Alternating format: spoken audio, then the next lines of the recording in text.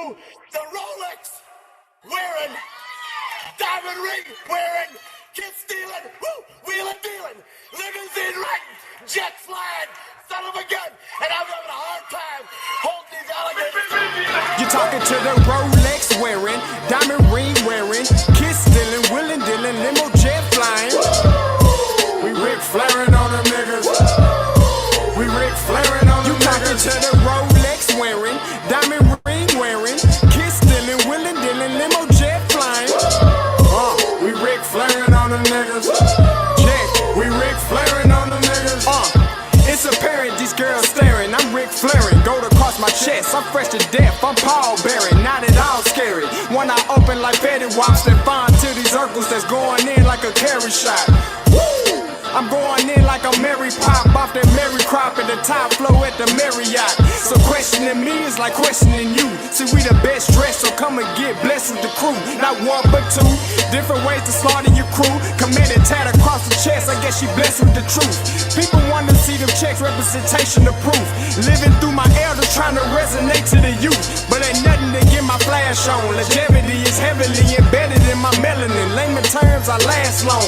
My grind repetitive, I'm smoother than real silk. Lyrical cash cow who can't cry over spilled milk. We in here. You're talking to the Rolex wearing, diamond ring wearing, kid stealing, wheeling dealing, limo jet flying.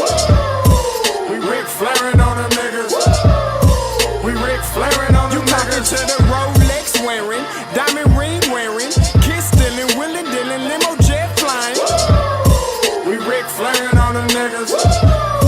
We Ric Flairing on them niggas. This ain't no normal situation, this preparation with greatness. Industry full of fakeness, it's really up for the taking. See, life is what happened to you, more so how you take it. Don't get stripped of your knowledge and mentally leave you naked. I like to live otherwise. I'm sorry that I'm fresh to death. I put the polo and apologize. See, black son, we ain't nothing like the mother. Quit the socialize, organize, then we mobilize. Woo! Off the deep end like a scuba diver. In confusion, just keep it pushing like Uber drivers. Woo! Business fresh, just like a supervisor in a Gucci visor. Can't find the smoother rhyme. You're talking to the Rolex wearing, diamond ring wearing, kid stealing, wheeling dealing, limo jet flying. We Ric Flairing on them niggas. We Ric Flairing on them niggas. You talking to the Rolex wearing, diamond ring wearing, kid stealing, wheeling dealing, limo jet flying. We Ric Flairing on them niggas. We Ric Flairing on them niggas. Yeah, DQ baby. Shout out that boy Nigga for that fire track. Hey, Black Sun, sun up. What's up, Vinny Vegas? What in Vegas? Yeah. Shout out Rose Kid, Big Face. Yeah. Bubba C. Yeah. Ric Flairing on them. Ric Flairing on them. Ric Flairing on them. Ric Flairing, son up, baby. Yo, DJ! Are you done mixing yet? You're deep.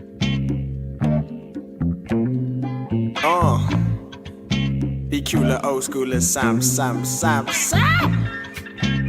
Chick. Look.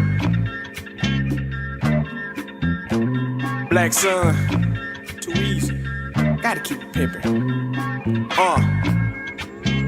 Look. Chick.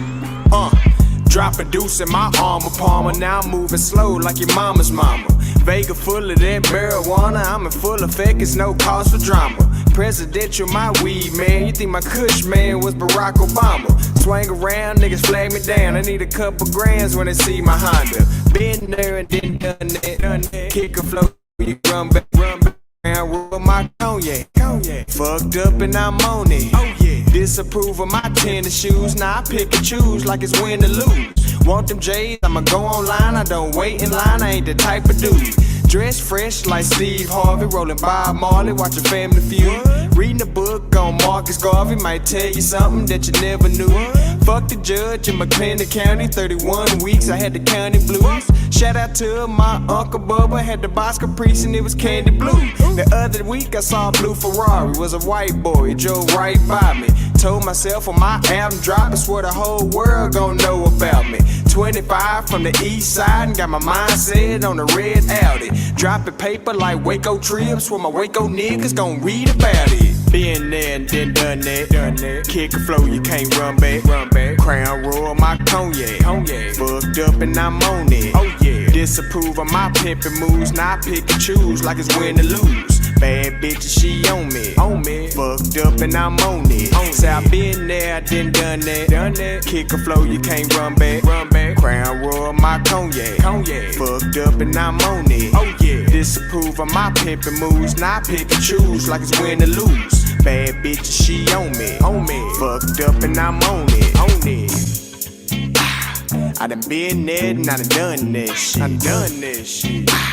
I done been there and I done this. I done this shit. I done been there and I done this shit. I done been there and I done this. On 35 and this 420, fresh out of jail, bout to roll a L. First blunt of the fucking day and it's 10 o'clock and I'm mad as hell. Got work at midnight, so I ignite and I take sail. Can't survive off what I scribe in my government job, it pays well. On the highway in an old mood, jamming old school, I'm just an old dude in a young body. Finna knock down this little young hottie, cooking soul food, I'm so smooth. Silk drawers couldn't fuck with me. She blowing my pop, but I'm sucker free. You paying for the trap, but I fuck for free. Lucky me. Been there and then done that. Kick a flow, you can't run back. Crown Royal, my cognac. Fucked up and I'm on it. Oh yeah. Disapprove of my pimpin' moves, now I pick and choose like it's win or lose. Bad bitches, she on me. Fucked up and I'm on it. Say I been there and then done that. Kick a flow, you can't run back. Crown Royal, my cognac. Fucked up and I'm on it. Oh yeah. Disapprove of my pimpin' moves, now I pick and choose like it's win or lose. Bad bitches, she on me. Fucked up and I'm on it. I done been there and I done this. I done this shit. I done been there and I done this. I done this shit. I done been there and I done this. I done this shit. I done been there and I done this shit.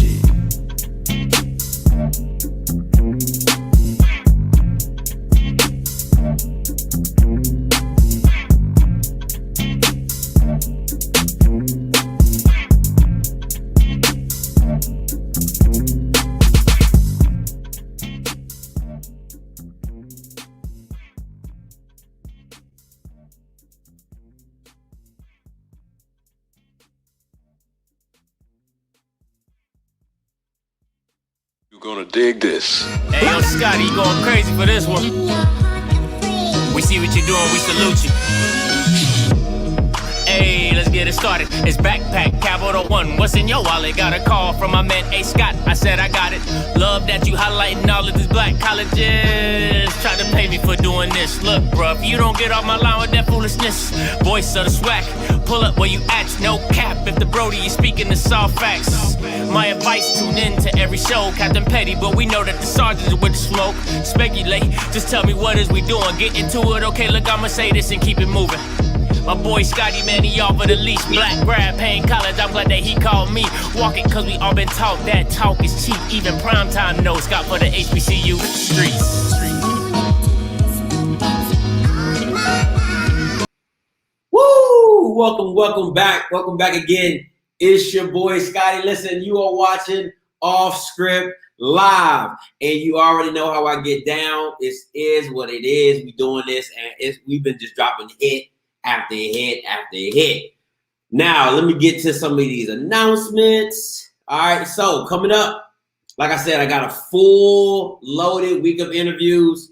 Tomorrow, I got my old high school coach coming through, former NFL player, former wide receiver coach for the Colts. He's coming through. What else I got? I got that boy Ryan Nettles. You already know how I feel about Ryan Nettles. You know what I'm saying? He coming through. And then I got that young stud freshman out of Texas Southern coming through as well. So it's a full loaded thing, all right? Make sure you stay tuned. Also, I will be at the Deion Sanders camp on June 18th. So if you see your boy down there, say what's up. All right, that's what's up. That is what's going down. Now, let me get to the introduction because this is why you're here. You ain't come to see me. You ain't come to see me, all right? You came to see that main man, all right? Now, Coach Kenton Evans was a UA. He just was hired in April 2020. He spent 2 seasons as an offensive coordinator at Central Methodist University, had a 2-time All-American, right?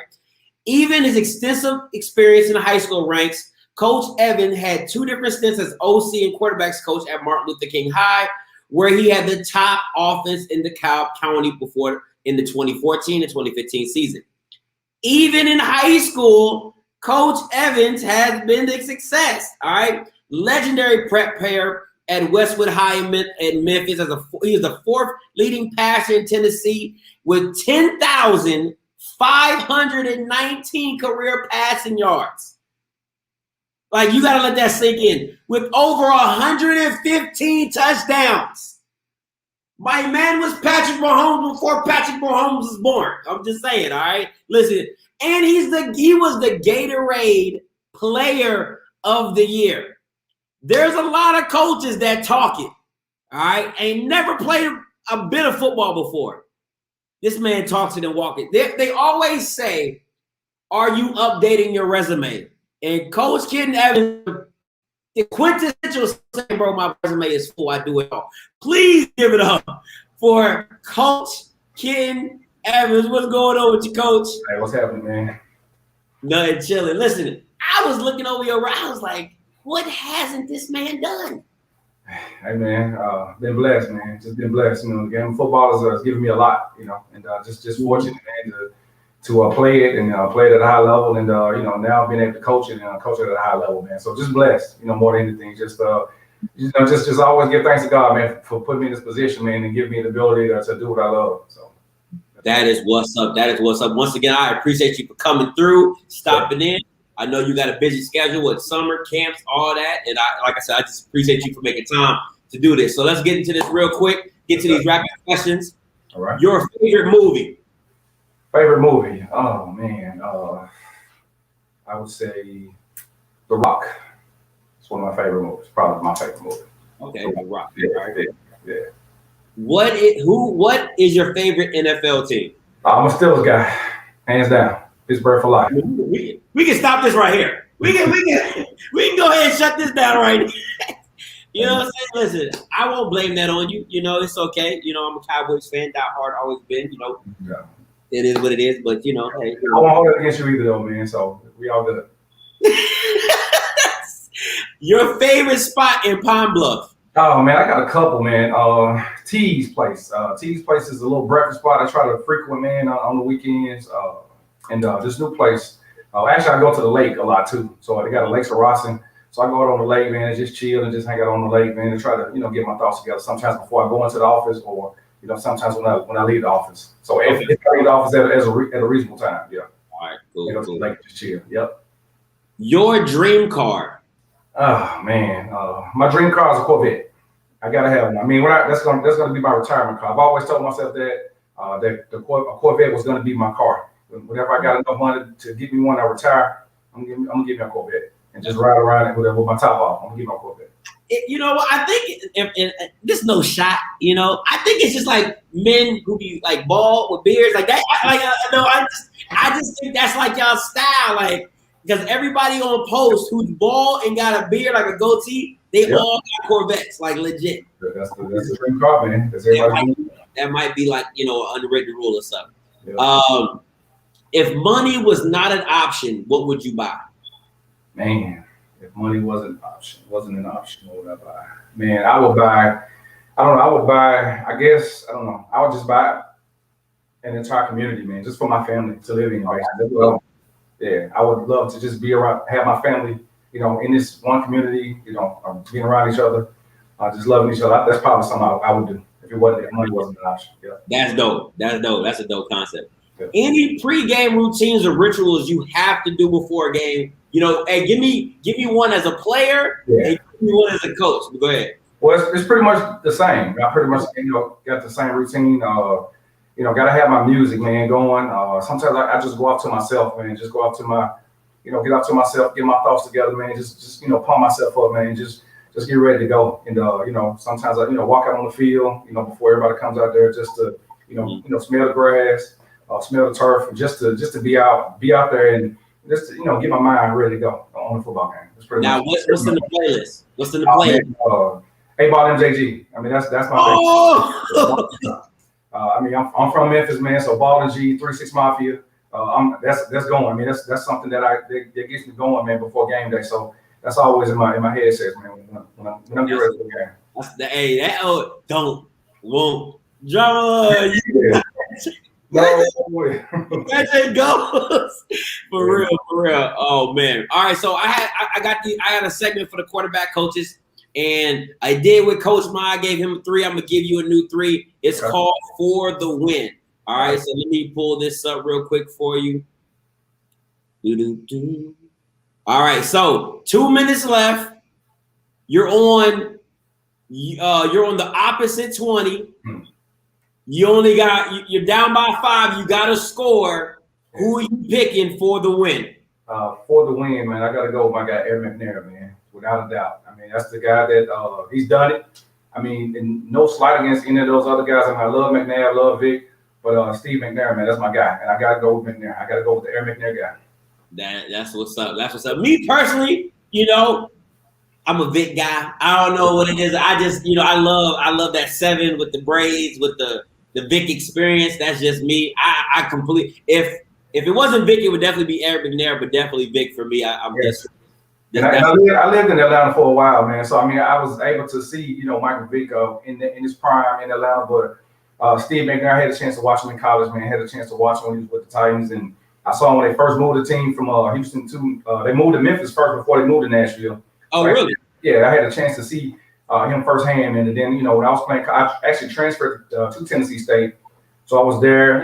Played arena football in Nashville too, so kind of hung out with him a little bit. So, and maybe I'm a little bit biased because I had a chance to experience, meet him, and know a little bit about him. But yeah, man, definitely Steve McNair, man, hands down. That's what's up. Appreciate that, Coach. Now, what does day in a life as a coach look like for you? And this is just like it could be game day or off season. Like, what does that look like for you? Well, typically during the season, man, I'm up probably around 5:30, 6 o'clock in the morning. I'll probably leave out the door about 7:15. But we're in the office about 7:30. And again 8 o'clock staff meeting, and after their staff meeting, offensive staff meeting. So we're in the offensive staff meeting until maybe around lunchtime. So you're able to get a quick lunch, maybe get a quick workout, quick walk, around the field or whatever. And then now it's time for position meetings. So now you get into your position meetings with the players. Then after position meetings, position meetings are done, then you get ready for practice. And then after practice is over with, then we're right back in and watching, the practice film, and then we're still, working on our game plan, trying to finish that up before we go home for the night. Coach Gamble is a stickler about us getting out of the office early and not being in there so late. So I think about 9 o'clock, we try to get done. But then when you get home after 9 o'clock, you still, looking for tendencies. You're still watching film. You're still trying to find things that you can do to try to, manipulate the defense, pick the defense. So my head may touch the pillow around 11, 12 o'clock. So it's pretty much a typical day for us, for me at UAPB. Yeah, for that. Yeah. Oh man, gotta love what you do. Gotta love what you do. Yeah, gotta love it. Who or what inspired you to get into coaching? Well, man, I will say this guy named Coach Tony Booth. I was in Nashville, and it was kind of coming close to me to for my time to retire from playing. Was just really trying to figure out what was next as far as what I wanted to do next. And Coach Booth, he was working at the school that I was doing. I was a substitute teacher at the time, and he asked me. He said, "Man, what do you think about what would you think about coaching?"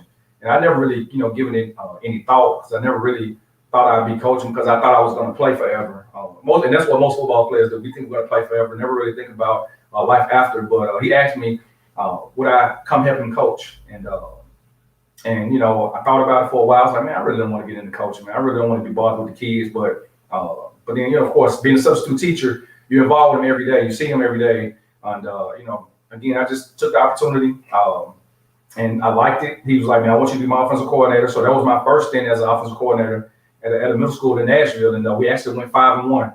And that's when I fell in love with, you know, being on the other side and made my transition from being a player into a coach, you know, that much easier and, you know, an easier decision to make to want to get into coaching. So I think that's what it was, man. And I definitely, you know, I always thank Coach Booth.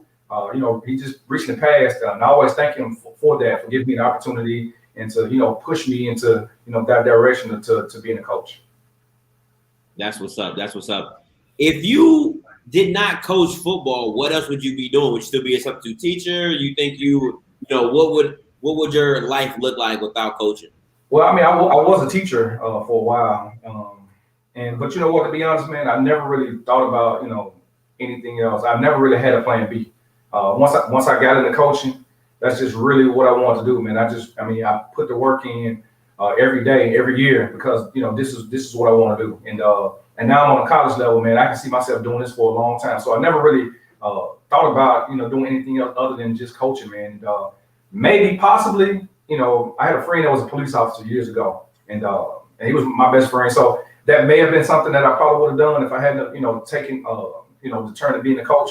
Mm-hmm. Maybe, possibly, you know, a police officer. But yeah, coaching has just really been my plan A, and I've never really had, you know, any other plans, man. So, and I thank God for just, you know, being able to put me in position to continue to keep doing what I'm doing. Keep growing.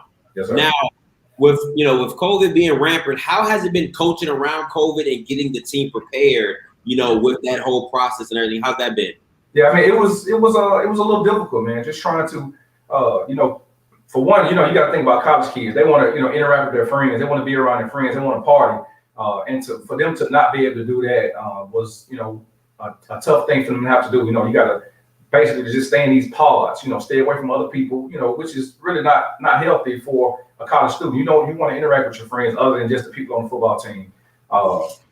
I think, you know, as far as, you know, our coaching staff, we did a great job of, you know, just making sure the guys just understood what was at stake. You know, COVID was such a devastating thing for, you know, tons of people, man. And we were fortunate to not have any issues, you know, dealing with COVID.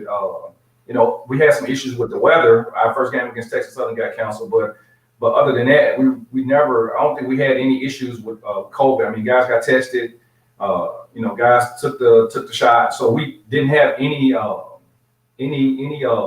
anything wrong with us as far as COVID.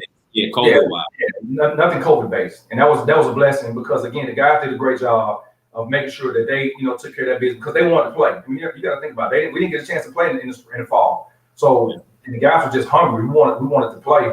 And they did a great job of just, you know, doing what we asked them to do and to make sure, you know, we were able to play, you know, week in, week out. And we were just fortunate to not have any issues. And, you know, and that was definitely a blessing for us. That's what's up. Now, Coach, I'm going to get into a section called Who Is, one of my favorite sections. Yep. Now, this spans over everything that who you play with, who you coached, and who you've seen, all right? So when I ask you these questions, it doesn't have to be somebody at UAPB. It could be somebody you played with high school, college, and all that. So who is the best athlete you've seen or coached? Man, I would say the best athlete I've seen with my own two eyes was this kid named Brandon Smith out of Booker T. Washington High School in Atlanta. I think this had to be like 2008. I saw the kid return the punt on us for a touchdown. I saw him throw a touchdown. I saw him run a touchdown at running back. And I saw him catch a touchdown at receiver. Probably, I mean, all my years of just really coaching that kid, seeing him, that was probably the best athlete that I've ever seen, you know, and I've seen a lot of great athletes, but that kid by far kind of stood out to me as far as that go. And as far as kids that I've coached, man, Kevin Ballard. Kevin is actually the starting safety for the Tennessee Titans right now.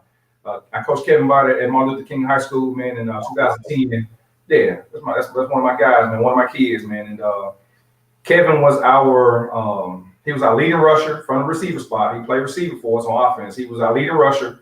He was our second leading passer. He was third in receiving. He finished second in tackles, and he also returned punts and kicks.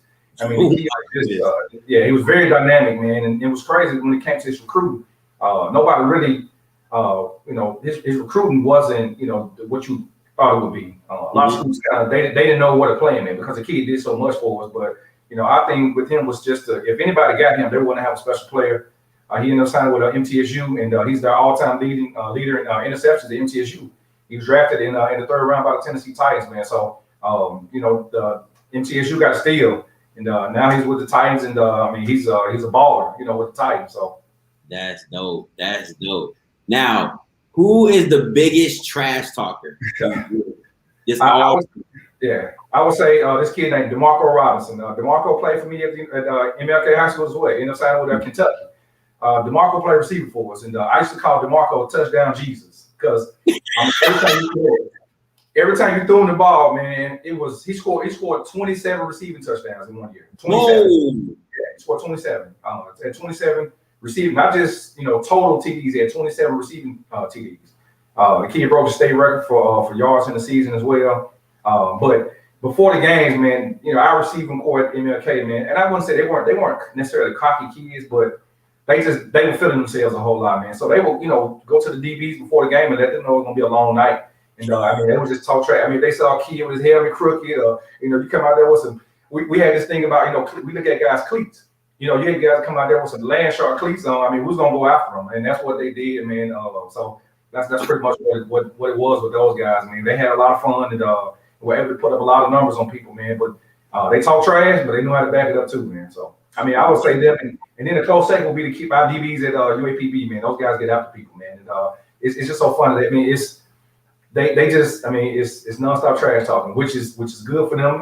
When they're not talking, they don't play with it, but when they talking, they get after you. And I feel like they need to do that, week in and week out. Honestly, it's funny that you say that because I had Jalen on the show, and he literally said the same thing you said. He said when we don't talk, we get out of the game. He said talking actually keeps us locked into the game. Yeah. I was surprised that but he said that's what he loved about Doc Gamble is that it allows him to be themselves. And as long as he stays within that those boundaries, he's cool. Exactly. That's the thing with those guys. They again from when they see you, coming in the stadium, they getting after you. Sometimes we have to pull them off sometimes, but that's just don't those guys' game. That's how they get up for the game. And when they're doing that, they're playing well. But when they're not talking, it's kind of bland. But our secondary, they did a great job of playing, for us this year. And it was just good to be able to go up against those guys every day in practice. Yeah, that's a challenge. Mm-hmm. Who had the biggest arm you've seen or coached?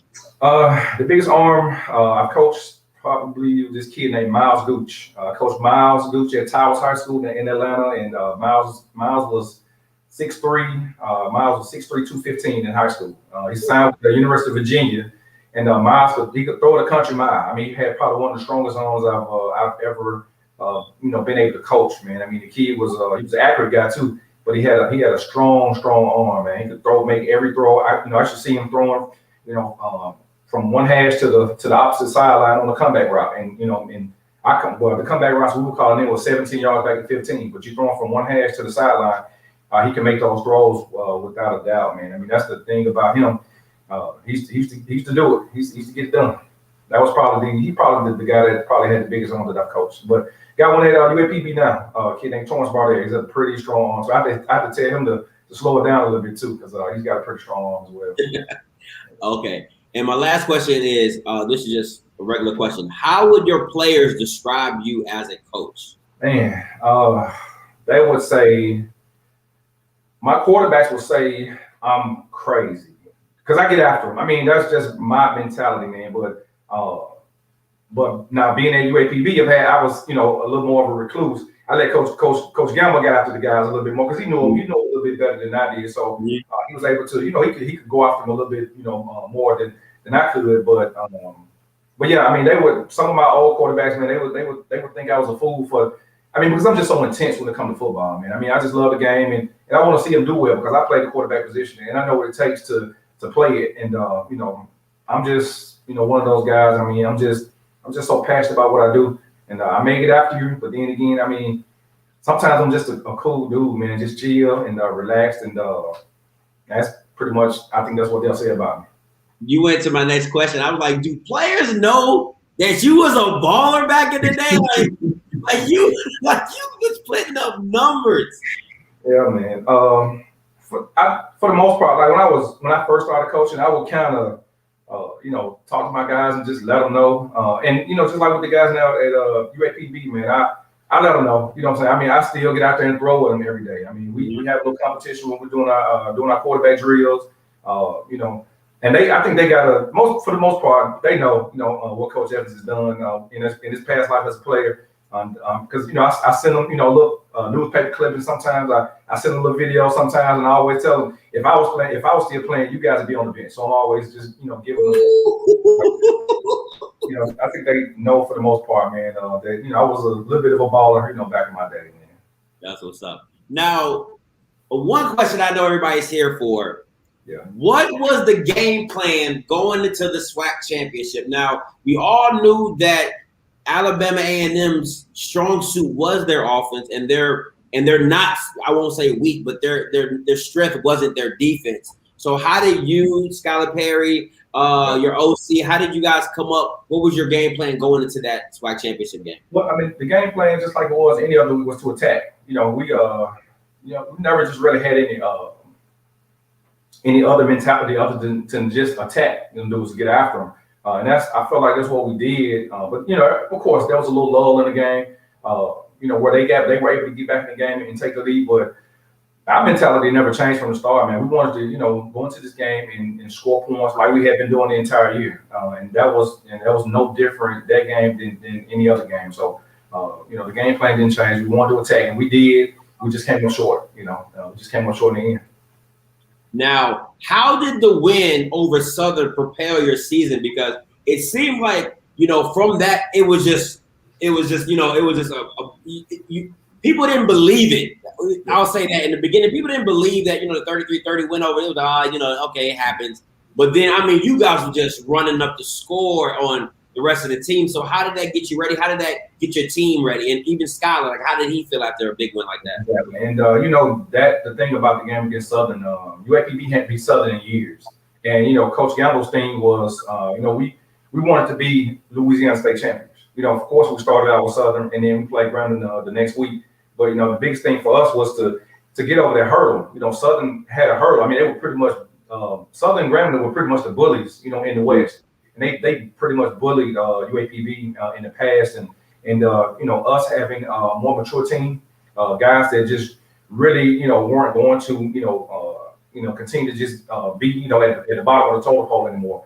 Our guys, I mean, I think that win propelled us, and took us to where we wanted to go, and because that win got us to start believing that we could win. I mean, we went to Southern and won at Southern, which they hadn't done in forever. And to win that game down there did a lot for us, for our mentals, especially, man. Because physically we played a great game, but mentally, we were able to get over that hurdle that Southern had, over UAPB. So I thought that was a big win for us, and it definitely, helped catapult us into the SWAC championship game. Yeah. Listen, and I don't think, because when I first joined, when I first got into the SWAC and knew it, I just knew Southern was what it was, so I didn't really expect too much from UAPB. But then watching you guys, and I think what really hindered a lot of people from really seeing what you guys could do was that your games weren't really broadcast that much. So you would see these highlight scores come in, you're like, man, they won again, man, they won again, man, they won again. And then when you finally got to see Skyler, in the big game, and then the game before that, you're like, oh man, these boys put up points, like they're explosive. So you kind of got to see why they made it there. Now, my question is, how has Doc Gamble influenced this team to succeed the way it did? I mean, Coach Gamble, man, he's just a tough-minded person, man. Just a tough-minded coach. I mean, again, his thing was, man, we had to get to another level. We had to take this thing to another level, and it had to be now. And I mean, you couldn't, especially with him just getting the job. I mean, you couldn't, we could not. We had to be successful. We had to have a successful year, man. And Coach Gamble, I mean, he pretty much put his foot down, and he kind of mandated what he wanted this team to be. And I mean, that's pretty much what he did. He drove this team to where we wanted to be, from an offensive standpoint, from a defensive standpoint, to a special team standpoint. And I mean, we put all those things together, and then we had a lot of success, man. But definitely, I take my hat off to him. especially being in the position that he was in, just getting the job from, he was actually the quarterback's coach before I got because he hired me. He went from being the quarterback's coach to being a head coach. And and the team just really pretty much just had to take on his mentality. That's pretty much what it was, man. And once they did that, we were just, we just took off from there. Got you. Now, with Harry Ballard leaving, how much will you rely on Ralph and Wilkes to take over that load and split it? Because I know Wilkes is coming off an injury, but he showed up real big in the championship game, and Ralph is just special. He just seems like he can do everything you want him to do. Yeah, losing Harry is a big blow, man. Definitely, we weren't expecting it, and when it happened, but the fortunate thing for us, man, we got guys waiting in the wings, man. We got guys that played this year. Tyron Ralph, man, as you can see, as everybody saw, man, the kid was just, every time he touched the football, man, it's just so dynamic, man. And same thing with Josh. Both of those guys can carry the load, at any given moment, man. Both of those guys are just, some explosive guys. And anytime they touch it, they can go score. It doesn't matter where we are on the football field, man. I think those guys are more than capable, and along with some other guys we got on this football team too, that can go make plays, man. So I don't think there'll be any drop off, from our receiver standpoint. We just gotta, get the rest of the guys up to speed. Too easy. Now, how do you feel about the transfer portal? Good, bad, indifferent? I think, man, it's, I really don't know what to feel, man, because I transferred from the University of Memphis to Tennessee State, but my reason for transferring may be a little bit different from, a lot of other kids' reasons for transferring. Some kids are transferring to get looks.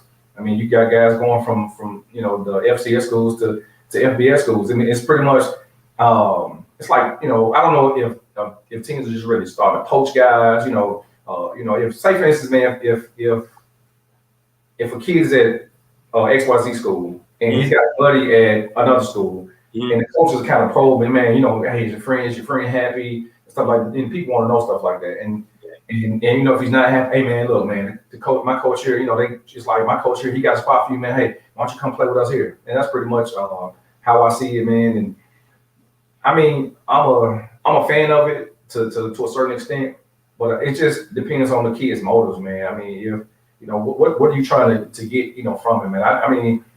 Everybody's trying to get a look, and I get it, man. Dudes, everybody want to go to the pros, but everybody's not going to get that opportunity to go to the pros. And I don't know. I just think some guys should just stick some situations out, but you just don't understand. You just don't know the kid's circumstances as to why they're leaving. But it is what it is in some circumstances, man. That makes sense. Now, what do you look for with scouting quarterbacks? What is your thing? Man, the first thing I'm going to ask a coach, is he coachable? That's one thing that quarterback has to be coachable, because you're gonna get a lot of info. You have to be a coachable guy to play quarterback. Another thing is he tough? You got to be mentally tough to play quarterback, mentally and physically tough, because you're gonna get hit a lot. You have to be mentally locked in, every snap at quarterback. Great character. You definitely want to know if a kid has great character, when it comes to recruiting quarterback, because the quarterbacks are pretty much the face of any program. And you want to make sure you got a kid that's a quality ambassador. What I would say is as a quality ambassador, you want a kid that's going to be the face of your program for the most part, because that's what most quarterbacks are. They're the face of most teams, and you want to be able to have a kid that the president can come talk to, or anybody in administration around school can talk to, or anybody in the community can go talk to it and not cause problems, man. And another thing, is he a performer? That's another thing that I'll say too, because, and just like I tell my guys now, there's a difference between competing and performing. We compete every day. But you perform. You got to be able to perform when the lights come on. So that's always been my biggest thing. Are you you compete, but do you perform? So that's my biggest thing too. And poise is another thing that I look for. I'm always want to know. You can see it on film if the kid is poised or not.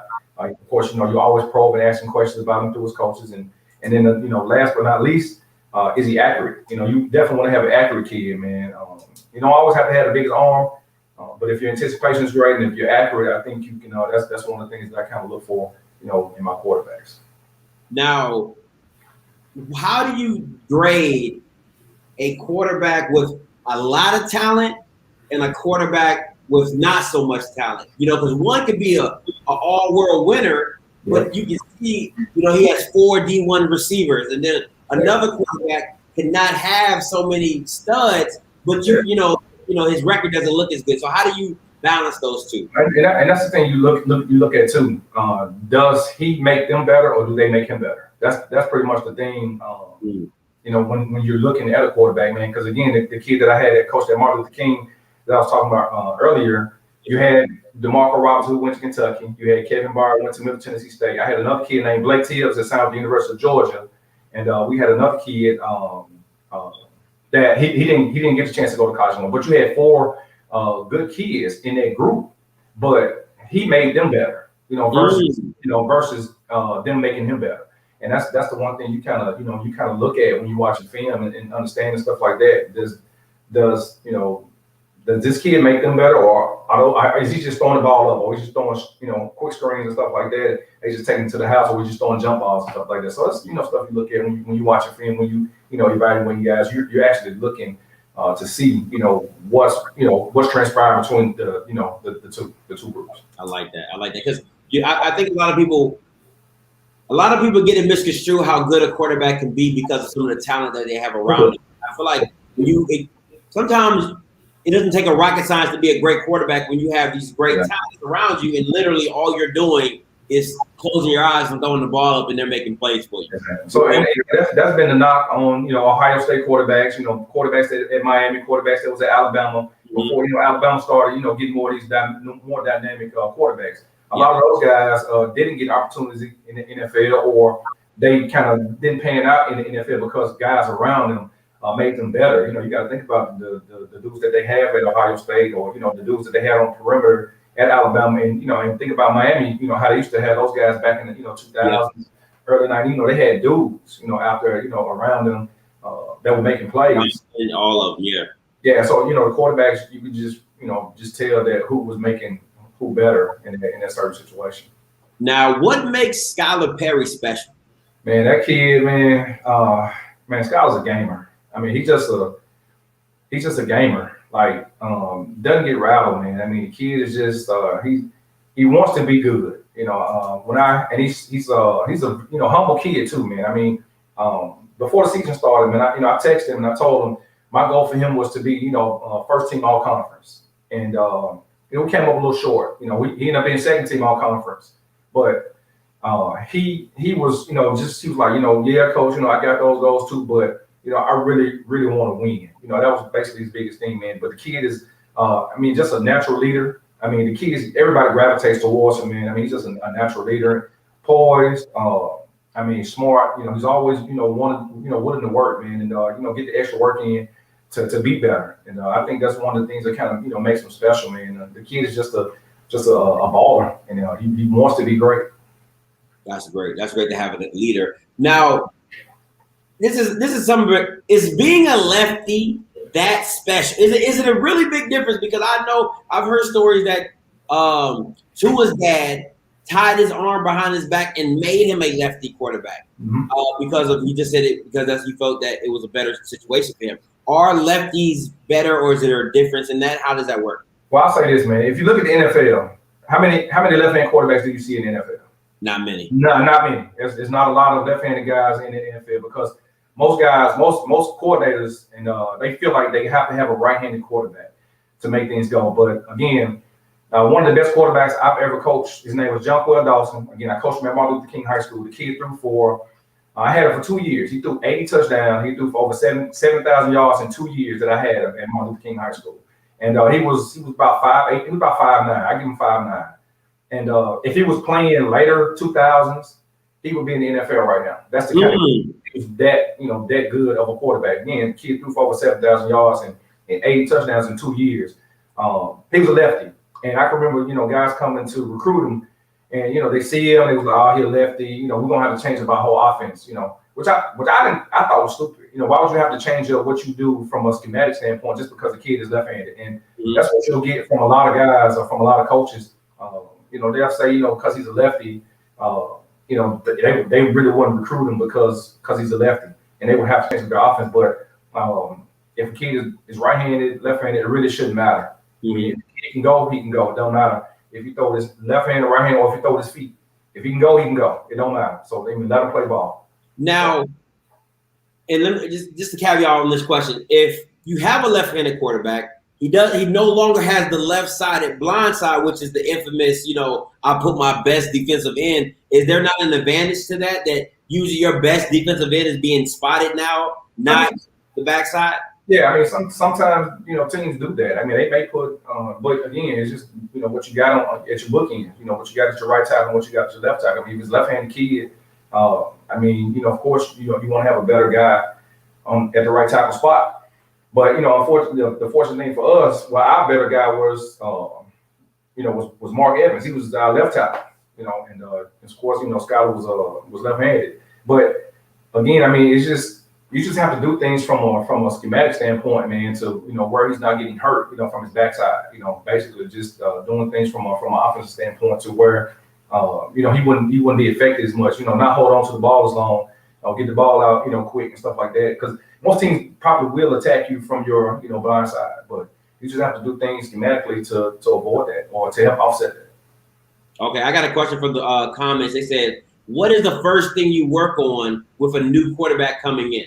Yeah, footwork. Man, you got to get these young guys, you know, footwork together. I mean, I like to build from the ground up, and because you got to think about it, most young guys, they don't do a whole lot of footwork drills. You know, a lot of young guys, you know, clumsy guys, really don't understand how to make a 3-step drop, don't understand how to do a 5-step drop. I mean, so you want to put them through a series of drills to kind of help them, you know, get their footwork together, because, you know, footwork ties into your, you know, pass patterns and stuff like that. So, you know, a certain drop ties into a certain throw. So the guys have to have their, you know, footwork together. I like, you know, having guys with quick feet. So you want to work on, you know, drills like that to kind of, you know, help get those guys up to speed, because if they're in college, they should be able to throw. But you want to develop their footwork first. That's good. Good question, Sean. Good question. Now to the good stuff. Yes, sir. 8 years in the Arena Football League. How was that experience? Yeah, man, it was a blessing, man, because I went to camp with the Pittsburgh Steelers, but that's not why they're my favorite team, though, because I was a fan way before I got an opportunity to go with them, man. But I mean, I went to a mini camp with them in 3 days, and I didn't get brought back for camp, and it was just crazy because I was in Nashville. I went back to Nashville, and my best friend was actually playing with the Arena football team in Nashville, and I went to go see him practice, and I was just standing around on the sideline, and the head coach, Coach Pat Sperduto, he's a scout with Kansas City Chiefs. He walked over to me. He was like, "Hey, man," he said, "What are you doing now?" I was like, "Oh, man, I'm just doing nothing, trying to find a job." He was like, he said, "I'll tell you what." He was like, "You can stop looking for a job." He said, "I want you to come to practice. You're gonna be on the practice squad on Monday." So I was like, "Okay." So now I got a second life at football, you know. And I mean, Arena football, man, it turned out to be a blessing. I mean, I almost got cut from there because you got to think about it, the field is much smaller. I'm used to throwing outdoors. You have to go inside, and the field is much smaller, so your throws have to be a little bit quicker. I mean, footwork is definitely essential. But I mean, I found my niche in arena football, and I was able to last for 8 years, and probably could have played longer. Probably could have played a little bit longer, but you know, after you get sacked so much, man, you get hit so much, they hit you hit the ground, or you hit that wall in arena football. It's kind of like, do I want to continue to keep doing this, you know, and keep getting beat up, man, and you know, after all the injuries, you know, you get separated shoulders. You know, I tore my MCL. Man, you just get to a point now. It's like, is it just really worth it? You know, because you still want to walk, you know, and be able to, you know, jump around and do other stuff, man. So I thought 8 years was more than enough, man, and it was definitely a blessing. You know, made a lot of connections, man. Still keep in touch with a lot of the guys that I played with. Still got a lot of great relationships, man, with those dudes, and I mean, it's just still cool to still be able to call those guys and hang out with them whenever I go, you know, to the cities we play in. You know, some of the guys are still living there. That's a pretty dope experience, man. I loved it because it gave me an avenue to continue to keep doing what I love. Got you. Now, should they bring back the AFL or NFL or Europe, in your opinion? Yeah, I do, man. I mean, you got so many guys on the streets, man, that can play. They can still play and play at a high level. They don't get the opportunities because of the numbers game in the NFL, man. You only get to keep 53 guys, you know, on the active roster. And of course, you got your guys on the practice squad. But I mean, it's a lot of dudes, man, that I know they can still play, but they don't opportunities, man. It's it's really rare. Those opportunities. They're still trying to come up with these different leagues. They had the AAF that was around, but then that went bankrupt. Then you had the XFL that's been that's come and gone twice.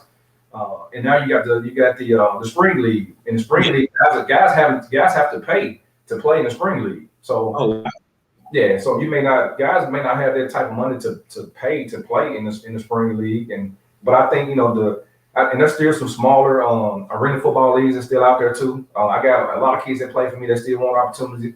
I'm always trying to reach out to some of the guys I know that's still coaching in these smaller arena football leagues and trying to get those guys some opportunities. But I think definitely, man, if they could bring NFL Europe back and not just try to compete with the NFL, and I think that's been the biggest thing with a lot of these leagues. They come in, they want to compete, and it's hard to compete with the NFL. I say just let it be a springboard, man, for those guys to get opportunities, there, or just have those leagues there so dudes can play and have a life doing what they love to do. Because I mean, it's rough, playing and then not playing. You got to think about these dudes are still in their 20s and they really haven't thought about what they want to do in an afterlife. It wasn't until I was in my 30s.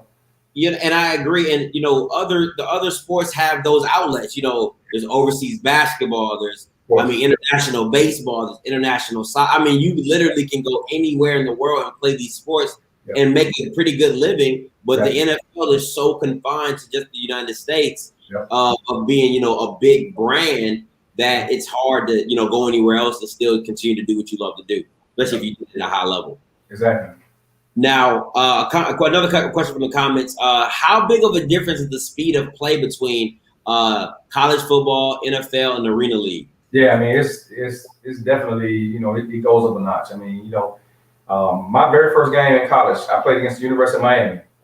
And you can only imagine how fast it was for me going from a high schooler to being a college freshman playing against the University of Miami, my very first college football game. I mean, you talk about the speed of the game is, that much more faster than high school. And then, of course, you get to the league.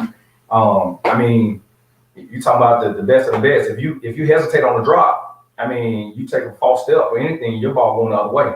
And then with the arena football league, man, I mean, of course, you got the field is much smaller. It's a little more confined.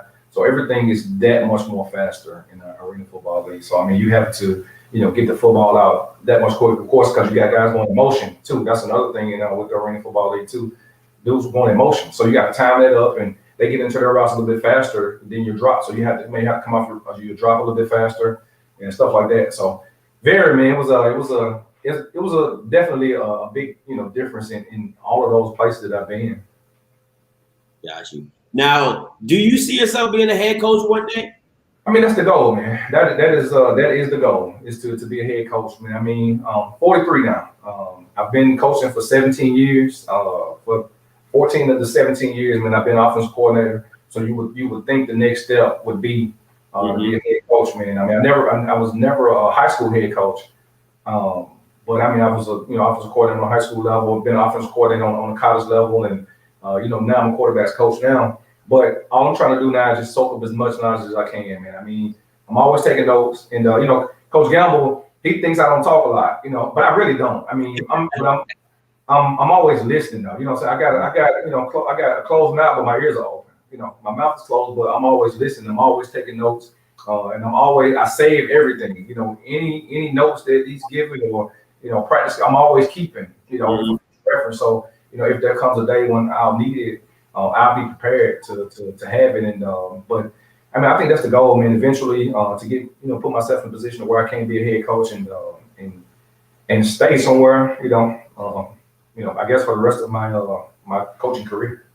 Gotcha. So I like this question from the comments. It says, "Have you recruited any of your ex-teammates' sons? Have you signed any of them?" Yeah, I mean, man, Yes, I have. And that's been a beautiful thing, man. I actually went back home to my old high school in Memphis. I coached there for a year. I was able to coach some of my friends' kids and nephews, and that was a blessing too. And then being a college coach, man, I recruited a couple kids that play for me at Central Methodist. Uncles. I know their uncles, know their moms. I mean, they were able to come, play for me. Some of my teammates' kids, play for me. So I think that's a good thing, man. You know, that I've been blessed with, you know, as far as being a coach, man, to be able to, you know, pull some of those kids in and give those guys opportunities too. So. That's dope. That's so cool. Now, listen, listen, I'm for the people. All right, so people be talking to me, and they said UAPB was a 1-year wonder. They said, y'all slipped, y'all got lucky with Southern, and y'all ran the table in the cold during season. What do you say to that? Nah, I mean, we're not a 1-hit wonder, man. I mean, this is no Milli Vanilli, you know, job here, man. I mean, you got to think about the kids we got here, man. I mean, we got some studs, we got some dudes at UAPB, and I mean, we're hungry. You got to think about how we felt after losing, you know, the championship game. You know, being as close as we were, you know, to having a game, being up at halftime, and almost, you know, tying the game in the end to go into overtime. I mean, we were close. That was the game. I mean, we got guys who are just as hungry now as they were before we started this spring season. And that's the thing. A lot of people like, man, you know, nobody was expecting us to do anything. And sometimes that can be a good thing. And nobody expected us to be in the position we were, but we knew it. We worked hard. Our kids busted their tails. I mean, coaches, we worked. I bust off, man, to put the kids in the position to be successful. And it's not a fluke. You know, just like I used to tell my quarterbacks all the time, the thing for us was to leave no doubt about who the better team was. And nobody gave us a chance against Southern. Nobody gave us a chance against Grambling. I mean, we went to their place and we beat them. We dominated those guys, you know, on their home field, and we won the football game. And we took it all the way until the SWAC championship game. And again, it just came up short. But no, this ain't no Milli Vanilli thing right here, man. We ready to go, man. Gotta go. Yeah, we don't want to want. I got a ex teammate of yours in here. He says, "Yo, I played arena ball with my guy Henry Freeman." Yeah, that's my guy. Free, what's up, man? Oh man. So now the caveat on that: do you think with a fully loaded West, Alcorn coming back, you guys can still make this run? That no doubt, man. I mean, you got to think about what's out there. I mean, Southern's got a new coach. You know. Grambling now has a new offensive coordinator. Mm-hmm. So I mean, they got work to do, you know, as far as they go. I mean, and of course, you know, Alcorn won the East, you know, 6 straight times. And they, you know, was in the championship game. I mean, yeah, they won 4 out of the last 6 in the championships in the SWAC. And they're coming up to the West. They didn't play. So, you know, how much rust do they have, you know, at that point? You know, and again, I mean, you got to be solid. Prairie View's a solid team. I mean, they're a good, you know, offensive football team. I mean, Dula does a great job. I mean, he won a state champion. I mean, he won what's called SWAC championship as offensive coordinator at UAPB, and he won at Grambling. So I mean, he has a good offensive scheme, and of course, you know, Texas Southern has been at the bottom, but they fight too. But again, I feel like we have enough to get to where we want to be, and to get back to where we were, and to win it all. That's just my honest belief. I mean, and listen, like they say, if that's not the game, you know, that's not the goal. Get out the game. You know what I'm saying? Exactly. As a QB coach, how do you prepare your backups to play? Yeah, I mean, you know, and that's the thing. Those guys have to be just as prepared as a starter, because you'll never know when they're going to be needed. And I tell the guys that every day, every week. When your numbers call, you have to be ready. I mean, they get reps in practice. We watch a ton of film, and they get the same amount of reps. I mean, even the third string guy, they get the same amount of reps as a starter does, because they have to be prepared to play. And you take the championship game, for instance, Taylor Holston, who's our backup. Taylor came in, the Skyler's helmet came off in the championship game. Taylor came right in and threw a touchdown the very next play. So I mean, those guys, they were all prepared to play. I mean, every week, and that's just the thing. I mean, we have to make those guys understand that, you know, when your numbers call, you got to be ready to go, and you got to be ready to perform, as I say, not just compete, but perform. Yeah, you got to perform. So we went into a touchdown, and I mean, came back on the field, got on the back end. That's what's up. Now, how does the relationship look between you, your OC, and Skyler? Like, how does that all blend together, you know, for a game day? Yeah, we make it work, man. I mean, Coach Trellwell, you know, he came in late in October, and I mean, and took over. He was all of us on the offensive side of the ball pretty much. I mean, that's the thing that a lot of people don't know. You take Coach Gamble from being a quarterback's coach to being a head coach. Coach Treadwell was new offensive coordinator. I was a new quarterbacks coach. We had a new running backs coach. We had a new O-line coach. So everybody on the side of the ball was new. We all just got hired there basically. And pretty much, I was the older guy on the offensive side of the ball. I got hired in April. The rest of the guys came in January right before the season. So, but yeah, Coach Treadwell, man, I've learned so much from him, man. You know, as far as being detailed, you know, taking notes on stuff and you know, just processing stuff a little bit different. You know, because he's been a coach. He's been offensive coordinator at Michigan State, been in Cincinnati. So he's a little more in depth, you know, with football than I am. He's been coaching a little bit longer than I have, man. But he does a great job of, you know, making sure he relays that information to myself, and then I make sure I do a good enough job of relaying that information to Skyler Perry, man, and just, you know, make it do what it do. That's what's up. Henry came back in and said, "Keep up the great work, good brother." Man, tell him I appreciate it, man. All right. Oh man, here we go. So coming down to the end, anything you personally, anything you hope to personally accomplish as a QB coach at UAPB?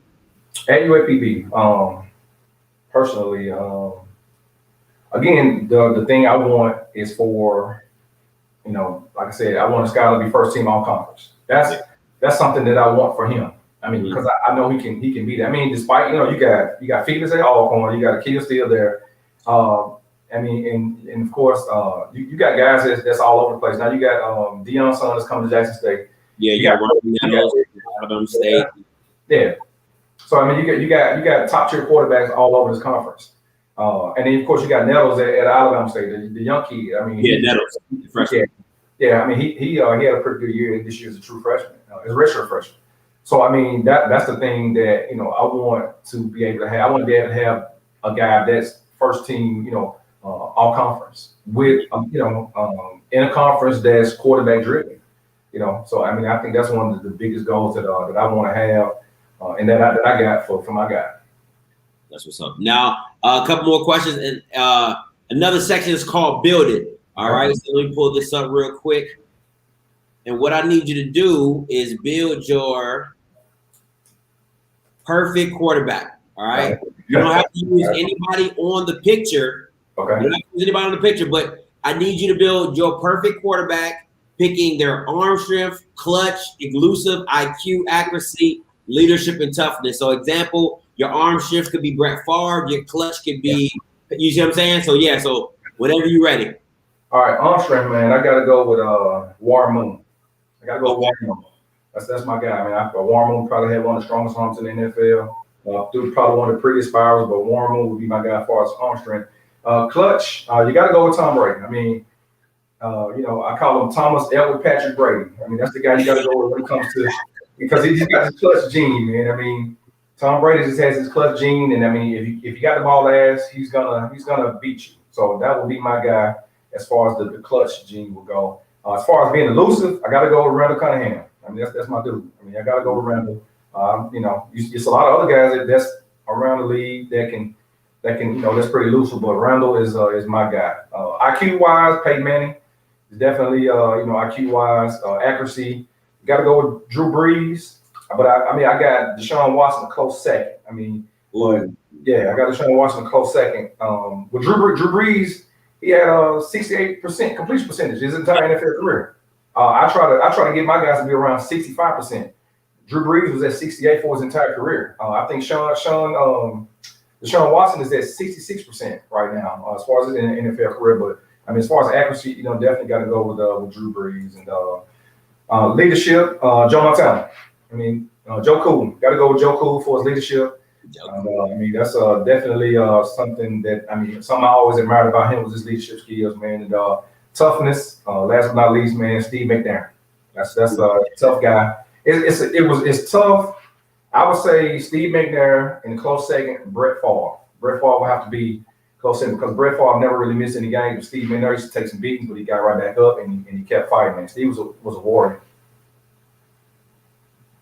So recap: arm strength, War Moon, clutch, Tom Brady, elusive, Randall, IQ. I didn't hear your IQ one. IQ, Peyton Manning. Peyton Manning. That should be a gimme. Accuracy, Drew Brees, close second, Deshaun. Leadership was Joe Cool. And toughness was Air McNair, slice with Brett Favre. Yes, sir. All righty, I like that. Let me go to these part 2. All right, now, what should your fans or future fans expect from your quarterbacks? Man, just guys who are gonna compete, man, and guys who gonna be leaders, great leaders for their football team. Again, like I said, I got some pups that's waiting in the wings right now. I mean, those guys are just as hungry, as Skyler, and they're ready. They're jumping at the bit for an opportunity as well. But just to again, guys that's gonna go out and compete, and have fun and love what they're doing, and just be excited about the game of football, man, and love it, and and again show their passion. And again, I mean that's pretty much what people will see, from guys in the future. That's what's up. Now, when the time comes for the next chapter in your career, what would you like your reputation to say about you? Man, I would like for people to say that I was a genuine person, giving, trustworthy, again passionate, man, just loyal, and I can be loyal to a fault at times, but just a laid back, cool, guy that just really don't give nobody any problems, man, and just a guy who lives life, just passionate about living, man. That's pretty much what people I think what I would want people to say about me. That's what's up. October 16th, Southern, the powerhouse, comes to town with vengeance. Is this another game? Is it how we? I know everybody says take it one game at a time, but I know Southern has that circled on their calendar because you stopped them from going to the SWAC championship. So exactly. I mean, we got in our way. We got in our way from them going to the SWAC championship, man. And again, I mean, you can say it's just another game, but it's not. Everybody knows it's not. Their quarterback, he's from Pine Bluff. So, I mean, it's not just another game. It's not another game for him. It's not another game for us. You got to think about it. Our starting quarterback is from New Orleans. So, it's right. Our quarterback is from Pine Bluff. So, it's it's not just a normal game. And, I mean, they're going to want revenge. But, again, we can't let anybody come to Pine Bluff and, take what's ours, man. They can't come on our field and beat us. So, I mean, I think that's the thing. They're definitely coming with vengeance. I know that for sure. Yeah. But, we just got to make sure we do the best we can to protect our home, man, and lead there with victory, man. Come October. Yeah, most definitely. Because I've heard it from Southern fans. They're like, that was fluke. We covered. So and that's what everybody's been saying. I mean, even as we were leaving after we beat them, I mean, their fans were actually like they were, talking so much trash as we were leaving to go to the locker room. Mm-hmm. Oh man, this ain't gonna happen next year. This was just a fluke. If they had more time on the clock, y'all would have lost. But the fact that we won. We went to Southern, we went to Baton Rouge, and we won the football game. So that's pretty much where we left it. So that is big facts. Revenge tour. I love it. All right. All right, Coach. Last section is called This or That. I'm gonna give you 2 subjects, and you just pick which one you want. Which one you like. All right. City or country? Man, I'm a city guy. Memphis, Tennessee, city guy. I live in Atlanta. I'm a city guy, man. OC or quarterback coach? Man, I gotta say OC, man. I mean, I just love scheming, man. Love calling plays. I mean, that's just pretty much it's always been my end goal, man. It's just to be offensive coordinator, man. And that's, what I want to get back to eventually, as I'm coaching. I'm enjoying, being a QB coach, learning, observing, getting better ideas about how to do stuff. But, of course, I always want to be offensive coordinator. What's up? Early bird, night out? Man, I'm both, man. Believe it or not, man, I'm both, man. I can go to bed at 1 a.m. and be up at 5 with no problem. I mean, but I'm both, man. I mean, I like to try to get up early, but sometimes, I stay up, man, at night and can't sleep. And I'm just, probably up watching football somewhere, doing something, on my phone, watching some type of football, man. Just get caught up and I look up, it's 1 a.m. and then I got to be up at 5 or 6 in the morning. So do it all over again. Yeah, man, do it all over again. Yeah. Zaxby's or God's chicken? I gotta go with God's chicken, man. Let's go. Gotta go with God's chicken, man. I gotta go with God's chicken, man. You gotta think about this, man. I don't know if you look at the ingredients that's in the Chick-fil-A sauce, right? If you look at the ingredients in the Chick-fil-A sauce, it's got mustard seeds in it, all right? It's got mustard seeds in it. So again, if you read your Bible, you know Matthew 17:20 talks about faithful mustard seed. So again, you gotta go with God's chicken, man. All right, gotta go with God's chicken. Listen, every interview I ask that question, right? Because me and my girl, she's a Zaxby's fan. I'm a guy. And I just be taking down polls. Yes, for a long time, Zaxby's was running away with it. I ain't gonna lie to you. It was running away with it. But the last couple interviews, I've been slowly chipping away. Yeah, gotta have that Chick-fil-A, man. You gotta get that Chick-fil-A sauce too. Gotta have it. That's Michael Jackson or Prince. Man. Oh man. My sister's gonna kill me, but I gotta say Michael Jackson, man. My sister's a huge Prince fan, but she's gonna kill me for saying Michael Jackson. But I mean, again, you know, just like we talk about performing. You know, Michael Jackson was the consummate performer. Like, he was a true performer. Even though Prince was a performer too, but Michael Jackson, he put on a show, and that's what I like. And Michael Jackson, he put on the show. I mean, I don't think there's any other performer in the world that can top Michael Jackson. Man. So Michael Jackson, I would have to go with MJ. Now listen, this question right here is everything right here, and once I ask it, you gonna know why. Texas or Texas style barbecue? Man, come on, man. There ain't even no question, man. You gotta go. It's a question. No. It is a question. Gotta go to M-Town, man. You gotta go to M-Town, man. It ain't nothing better. I've lived in Missouri. I had Kansas City barbecue. I lived in North Carolina. I had North Carolina barbecue. My dad lives in Texas. I go to Texas to get that barbecue, but nothing can top Memphis barbecue. I don't care where you go. I mean, and I'm not just saying it because I'm from Memphis. It's not a biased answer. But Memphis barbecue, man, hands down, the best barbecue in the world. Where should I go? You tell, because I'm trying to go to the Heritage Classic. So man, go to the Southern Heritage, man. You gotta go to Top Barbecue. You gotta go to A&R Barbecue. You gotta go to Needy's. I mean, just pick it, whatever. I mean, you can go to any one of those, man. A&R's in the hood, so you gotta go to A&R and get that good barbecue, get that good barbecue sauce. So that would be mine. My particular place to tell you to go. That's what's up. A&R, that's what's called A&R? Yeah, A&R Barbecue. Yes, sir. All right, too easy. Hey, thank you, Coach. Look, this is your time. I appreciate you talking about. You can shout out whoever you want to shout out. All that. It's on you. All right, no doubt, man. I want to shout out my mom, man, my brother, my sisters, my nieces, man. Memphis, Tennessee, man. I love Memphis, Tennessee. My community, Westwood, again, Westwood for life. Man, UAPB. Again, I'm grateful, for opportunity, man. Love Pine Bluff. We're doing great things at UAPB, man. So gotta shout them out, man. Gotta shout out the Nukes, man. Cap outside, Cap Beta chapter. Gotta shout my guys out, man.